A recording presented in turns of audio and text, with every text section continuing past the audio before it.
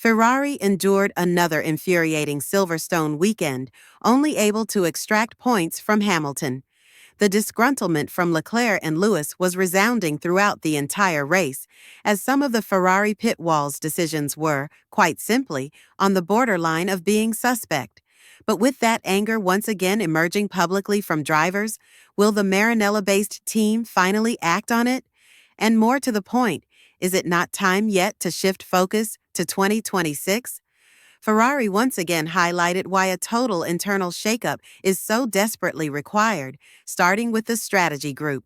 Before the race even started, Charles Leclerc placed a Russian roulette-style bet, believing the track dry enough to start on slicks. It didn't pan out.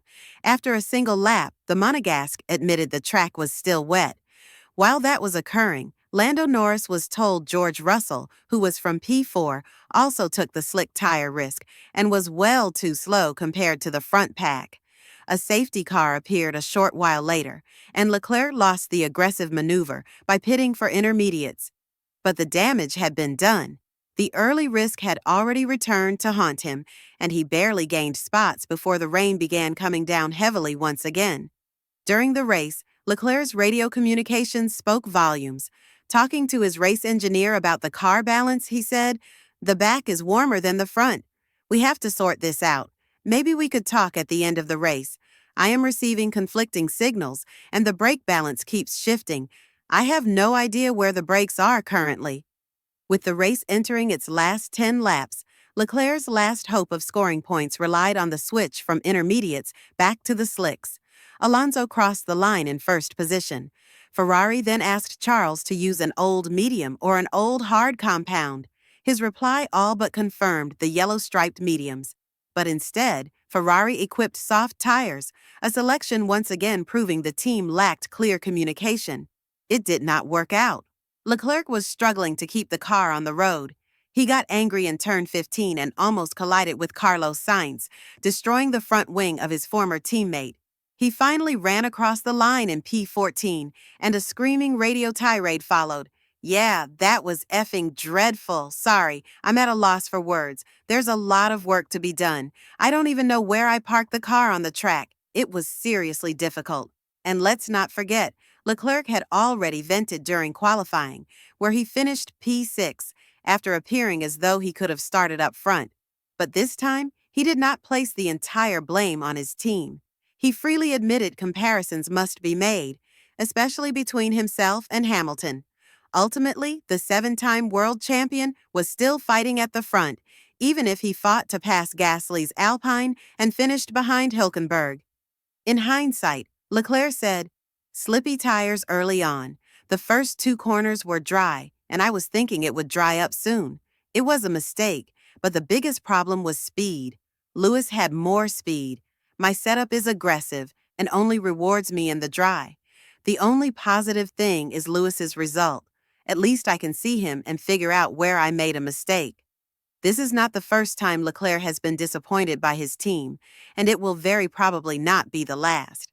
That's the reason he made one thing clear: he's demanding answers. Speaking more candidly, he had the following to say. "Part of the reason the race went so badly was that we hoped that the track would dry out quickly, but the biggest issue was the lack of pace. I want some answers before I return home. I will do everything in my power to try and figure out what happened." On the other side of the garage, Hamilton wasn't having too good a day either. The 7-time world champion fought a lot to understand the early call from Ferrari to pit him at the very time they did, which cost him 4 places on the grid.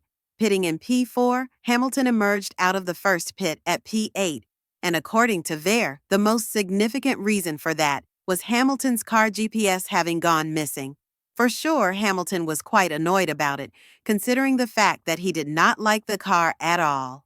Described to his racing engineer to his detail how the car performed under the changing conditions, Hamilton said, "The car is so difficult to drive, mate. It snapped like mad." And that first call in the pit stop, which cost Hamilton a lot, ending his string of podium finishes in Silverstone in every race since 2014.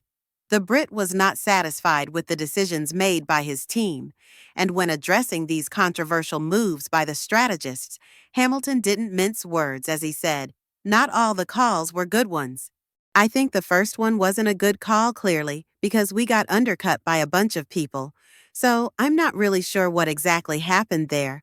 We'll have to go back and see what happened, but I was P4 and I came out P8, so that's not good. And then I chose to come in close to the right time. But it was super tricky when I got back out and lost a ton of time. I went off at turns 3, 9, 11, etc. This is something that needs to be addressed as well.